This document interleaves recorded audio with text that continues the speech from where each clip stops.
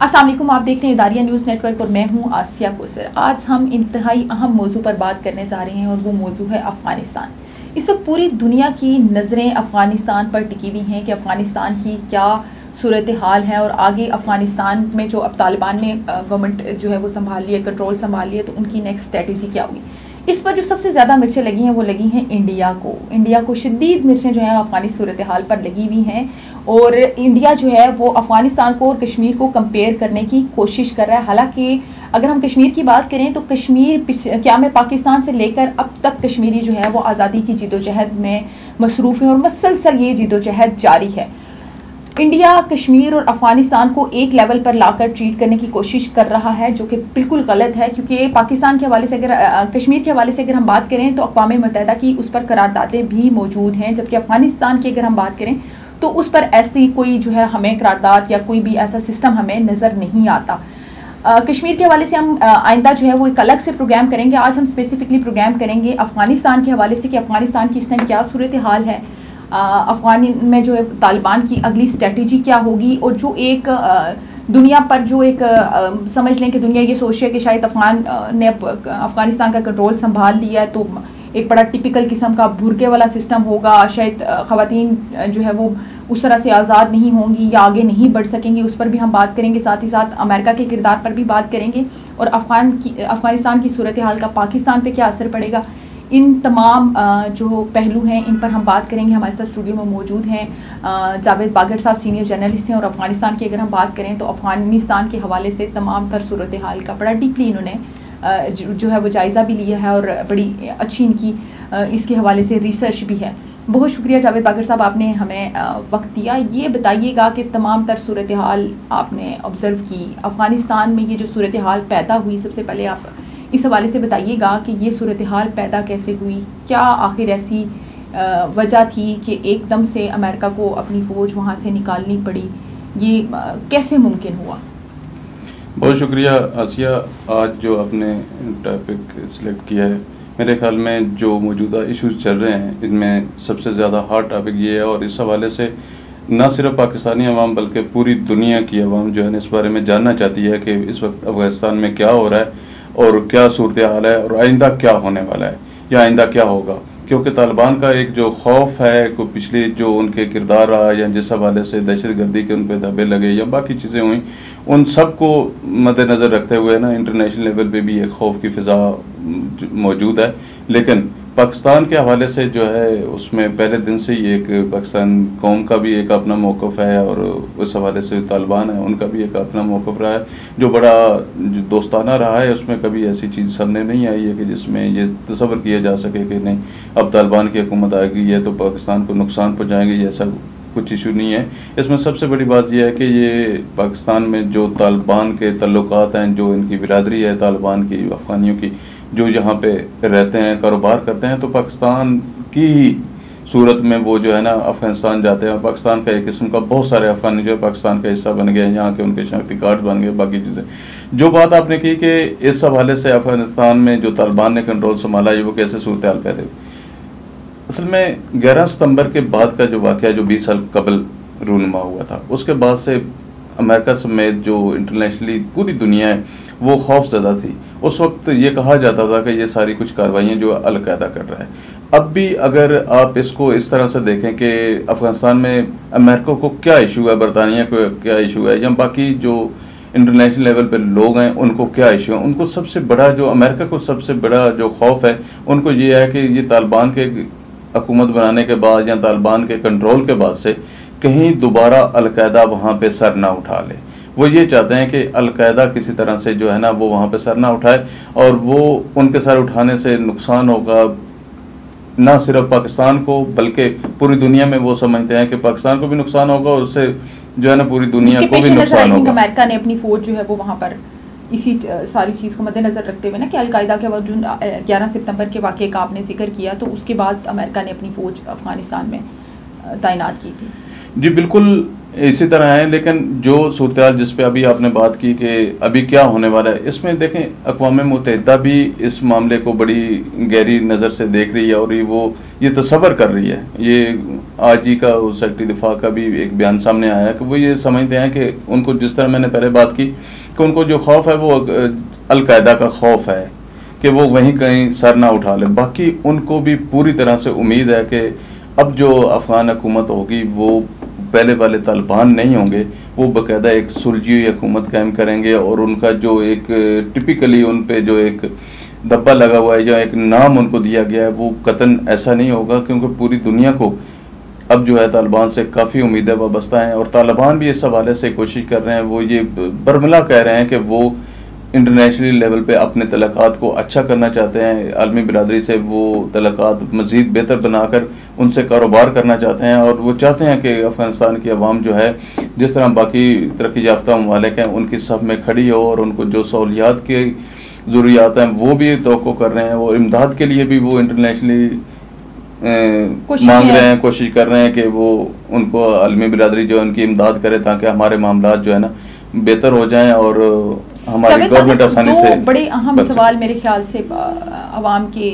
जहनों में उठ रहे हैं। एक तो ये कि पाकिस्तान और अफ़गानिस्तान के सफारती ताल्लुकात कैसे होंगे, और दूसरा सवाल जो हमने देखा है कि जनरल पब्लिक बड़ा उस पर उनका फोकस है कि इंडिया को आखिर इस सारे मामले पर इतनी मिर्चें क्यों लगी हुई हैं, क्यों इंडिया इतना भड़का हुआ है।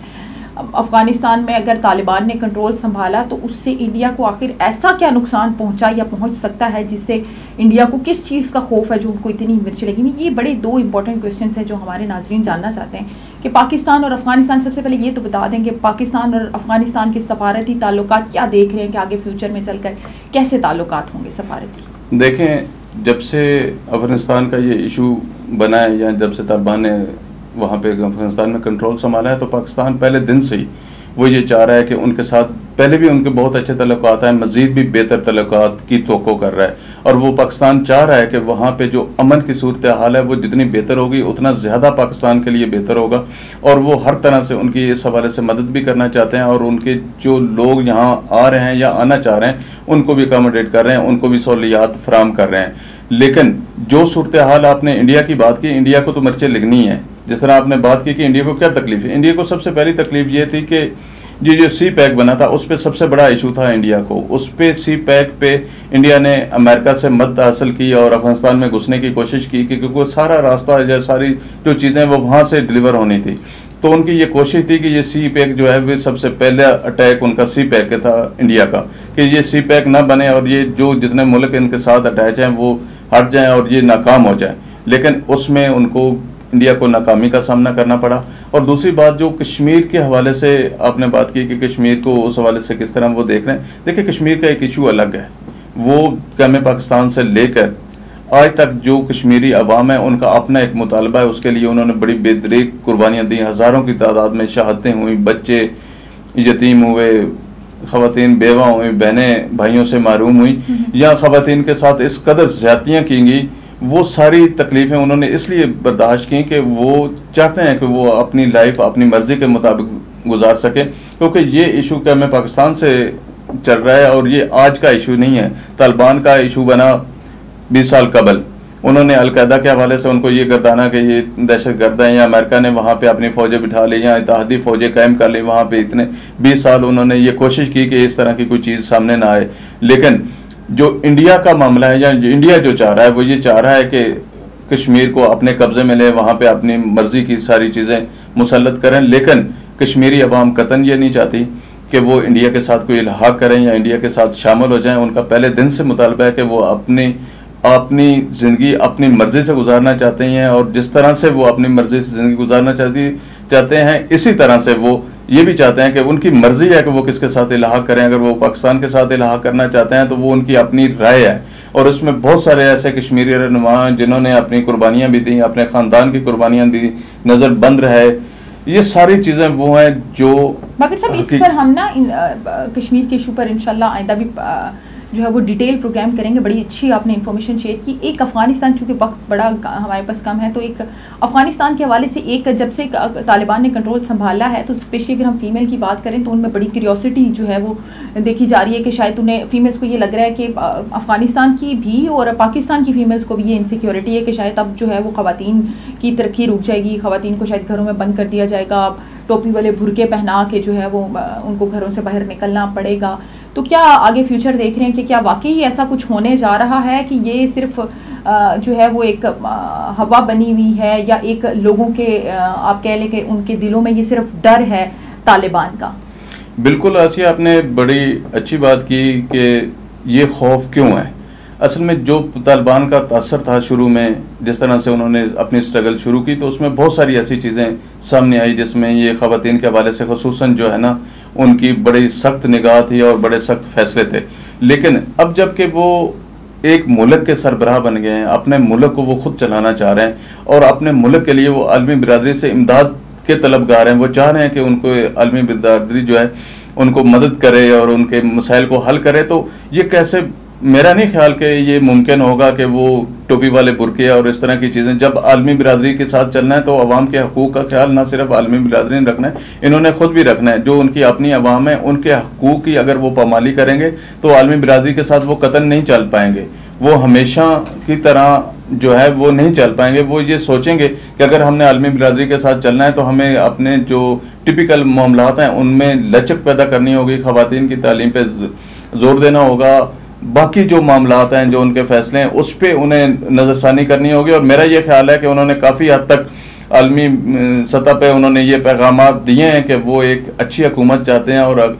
अच्छा तामन चाहते हैं ताकि वो कामयाब हो सकें। जी बिल्कुल, ये आपने तमाम तर सूरत हाल जो है वो सुनी कि अफ़गानिस्तान में इस टाइम क्या सूरत हाल चल रही है, अफ़गानिस्तान के पाकिस्तान के साथ सफारती ताल्लुकात कैसे हैं और आगे चलकर उनमें मज़ीद क्या कुछ होने जा रहा है। साथ ही साथ एक बड़े अहम क्वेश्चन का आंसर भी हमें यहाँ पर मिला, और वो ये था कि ये जो एक हवा क्रिएट की है और ये जो लोगों के दिलों में, स्पेशली ख़वातीन के दिलों में शायद ये डर है कि अब शायद ख़वातीन को बुरके पहनने पड़ेंगे, वो भी टोपी वाले, तो ऐसा बिल्कुल भी कुछ होने नहीं जा रहा। हमने अफ़गानिस्तान से आने वाली बहुत सारी फुटेजेस भी ऐसी देखी हैं जिसमें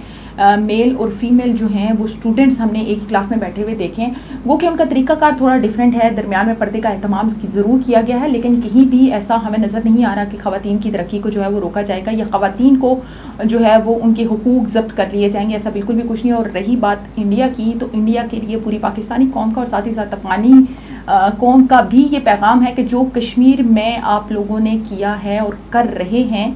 उसका भी खमियाजा आप लोगों को बहुत जल्द भुगतना पड़ेगा। पाकिस्तान के आज़ाद कश्मीर और पाकिस्तान का मामला एक डिफरेंट मामला है, और जो जम्मू कश्मीर है उसका मामला बिल्कुल डिफरेंट है। आज़ाद कश्मीर के लोग मुकम्मल तौर पर आज़ाद हैं, उन्हें आज़ादी से जीने का हक़ है और उन्हें मुकम्मल आज़ादी दी गई है। ना तो कहीं पर कोई कर्फ्यू लगाया गया है और ना ही उन पर कोई पाबंदियाँ लगाई गई हैं। लेकिन जम्मू कश्मीर की अगर हम सूरत हाल देखें तो वहाँ की सूरत हाल काफ़ी मुख्तलिफ है। तो मेरे ख्याल से इंडिया को जो है वो अपने गिरेबान में झांक कर देखना चाहिए, बजाय इसके कि मीडिया पर बैठ कर बड़ी बड़ी बातें की जाएँ और पाकिस्तान और अफ़गानिस्तान और तालिबान पे क्रिटिसाइज़ करने के बजाय इंडिया को अपने गिरेबान में झांक कर देखना चाहिए। आपने अगर हमारा चैनल लाइक नहीं किया, सब्सक्राइब नहीं किया, तो अभी लाइक करें, सब्सक्राइब करें और शेयर करना ना भूलें, और कमेंट करके हमें ज़रूर बताएं कि आप इंडिया के जो स्टेटमेंट्स हैं, इंडियन पॉइंट ऑफ व्यू जो है कश्मीर और अफ़गानिस्तान के हवाले से, उस पर आप लोगों की क्या राय है। क्या आप कहना चाहते हैं कि कश्मीरियों के साथ जो इंडिया में किया जा रहा है क्या वो जायज़ है, और अक़वाम मुत्तहिदा की करारदादों की जो इंडिया में धज्जियाँ उड़ाई गई हैं और उस पर आलमी बरादरी मुकम्मल खामोश है, उस पर आप लोग अपनी राय हमें ज़रूर दें। और अगर आपको लगता है कि इस पर कोई प्रोग्राम किया जा सकता है और कोई इन्फॉर्मेशन आपके पास इसके से हटकर भी है, तो आप हमारे साथ ज़रूर शेयर करें। Thank you.